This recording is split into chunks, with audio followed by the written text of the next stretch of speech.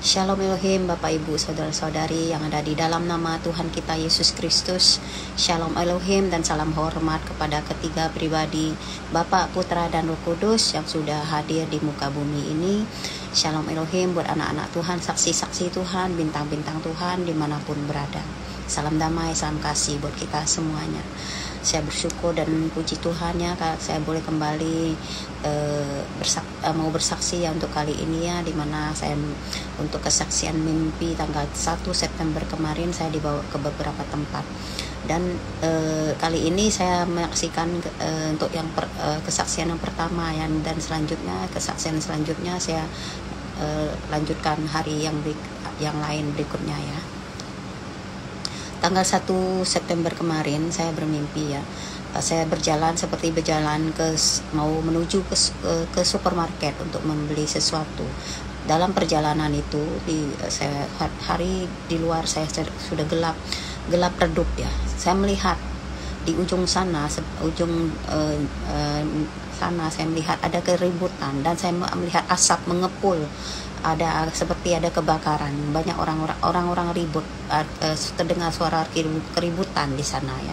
Dan di sebelah kanan saya, tempat saya berjalan itu, saya melihat ada orang yang berlari saling mengejar ya. Mereka seperti berkelahi, saling menyerang, menerkam. Terus mereka menceburkan diri mereka. Saya melihat ada seperti kolam kecil gitu ya, di samping saya itu. Mereka terjun menyebur ke kolam itu, kedua orang itu, dan mereka saling menyerang, menerkam. Sepertinya mereka ini mau berubah menjadi zombie gitu ya.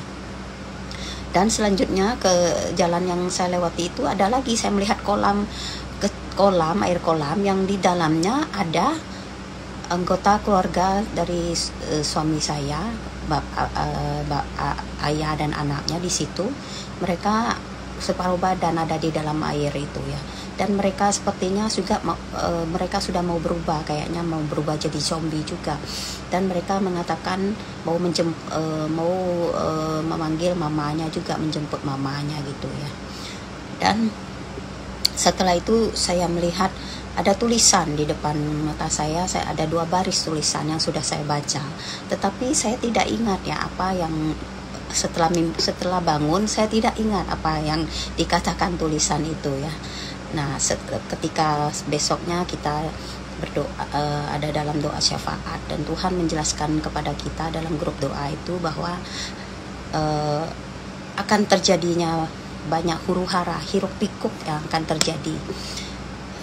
Keributan ya, keadaan dunia yang semakin gelap karena semakin banyak iblis, roh-roh jahat yang dilepaskan oleh Lucifer. Jadi di mana ada terjadinya kebakaran di mana-mana, dan kebakaran hutan yang sudah terjadi ya sebelumnya, yang sudah disengaja, dan juga kebakaran yang disengaja oleh orang yang menguasai dunia ini, orang-orang yang dipakai Lucifer yang sengaja membakar, dan bukan hanya antek-antek Lucifer saja, tetapi banyak juga antikris kecil yang membakar, yang karena mereka sudah dikuasai oleh roh-roh jahat itu. Nah, dan orang yang saling mengejar itu, Bapak Ibu ya, Tuhan menjelaskan pada kita itu adalah bayangan daripada orang yang sudah menerima tanda binatang itu, yang tidak mau bertaubat dan masih mengambil lagi cairan tanda binatang yang berikutnya, dan mereka menjadi zombie ya. Mereka yang tidak percaya betul kepadaku, Tuhan bilang bahwa banyak mengalami penyakit yang bisa membuat mereka menjadi zombie. Mereka sudah tidak lagi mempunyai akal sehat, dan mereka yang sudah dikuasai penyakit ini kemudian membenamkan diri mereka sendiri ke dalam air karena sangat panas ya. Mereka merasakan penyakit itu sangat panas, penyakit yang disebabkan tanda binatang itu, yang mereka sudah suntikan ke dalam tubuh mereka sebanyak berkali-kali itu ya. Dan mereka mereka yang tidak bertobat itu sangat panas. Jadi mereka menyeburkan diri mereka ke dalam air itu ya, dan saling emosi, dan banyak mereka yang saling membunuh dan menyakiti satu sama lain, dan menyerang satu sama lain ya.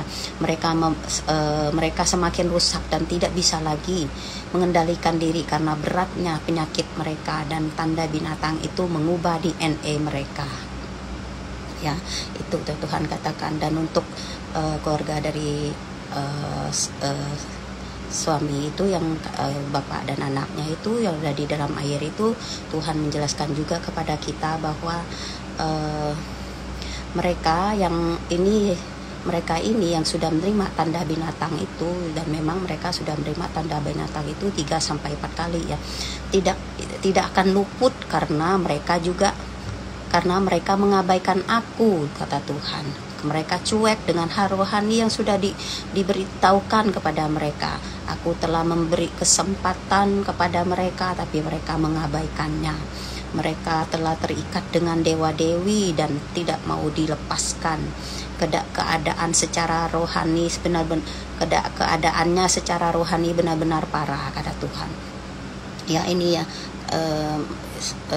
teguran buat kita semua, bukan saja lewat mimpi untuk saudara keluarga dari ini kita, tapi juga untuk kita semua ya, bahwa orang-orang yang mengeraskan hati, dan bila mereka yang masih menyembah berhala dan sudah diberitahu, diinjili, mereka tidak percaya, tidak mau berubah, maka mereka akan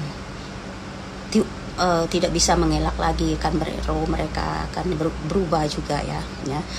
Pikiran, karakter pribadi mereka juga akan berubah ya. Mereka orang-orang yang terikat satu sama lain, tidak mau untuk mencari keselamatan sendiri, mereka saling setuju dengan keadaan mereka ya. Seperti misalnya dalam keluarga ya, sudah diinjili, mereka semuanya tidak mau, menolak. Yang salah satu mengatakan, kamu jangan, itu bapaknya bilang jangan, ibunya bilang jangan, kita bareng-bareng sama-sama, jangan percaya itu, kita kemana harus bersatu. Nah, itu kata Tuhan, mereka selalu mau bersatu, tidak mau dipisahkan. Jadinya padahal Tuhan bilang, padahal aku datang untuk memisahkan. Atau kalau orang yang tidak mau mendengar suaraku, tetapi salah satu, misalnya kalau dalam satu keluarga itu tidak mendengar suara Tuhan, tetapi ada salah satu dari keluarganya mendengar suaraku, Tuhan berkata, mereka akan terpisah, tapi tetap terpisah dari dunia ini, maksudnya secara roh ya, mereka akan terpisah, akan diselamatkan. Tetapi mereka yang bersatu, mereka yang saling bersatu untuk hidup tetap dalam keterikatan mereka dengan dewa-dewi, tidak mau bertobat, tidak mau percaya akan pesan-pesan ilahi dan mengeraskan hati, mereka tetap menyembah dewa-dewi, patung-patung, berhala-berhala itu. Nah, dengan dan mereka menganggap hal-hal yang mereka perbuat, mereka merasa nyaman, tidak mau berubah. Nah, padahal Tuhan berkata, padahal aku datang untuk memisahkan gandum dan ilalang, tetapi tidak ada yang mau menjadi gandum, tidak ada yang sungguh-sungguh kepadaku. Mereka saling bergantung satu sama lain. Itulah arti kata menjemput. Makanya bila dua orang sudah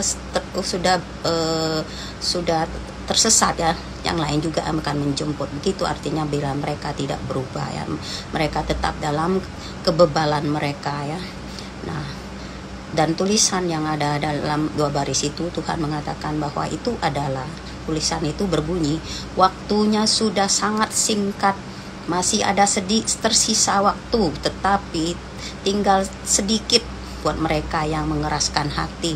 Pintu pertobatan sudah akan ditutup. Ya, ini pesan Tuhan.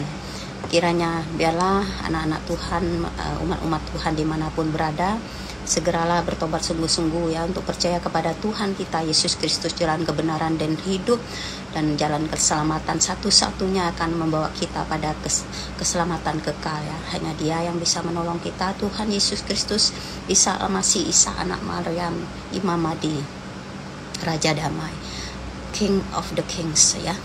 Jadi itulah yang akan membawa kita pada keselamatan. Waktu yang tinggal sedikit, sangat sedikit untuk masa pertobatan ini, kiranya boleh kita pergunakan sebaik-baiknya untuk selalu taat dan memuliakan nama Tuhan, menjangkau jiwa-jiwa. Terima kasih. Inilah kesaksian sederhana pertama saya, kesaksian pertama, dan selanjutnya akan saya sharekan lagi kesaksian sambungan berikutnya. Tuhan Yesus memberkati kita. Shalom Elohim, Shalom Elohim.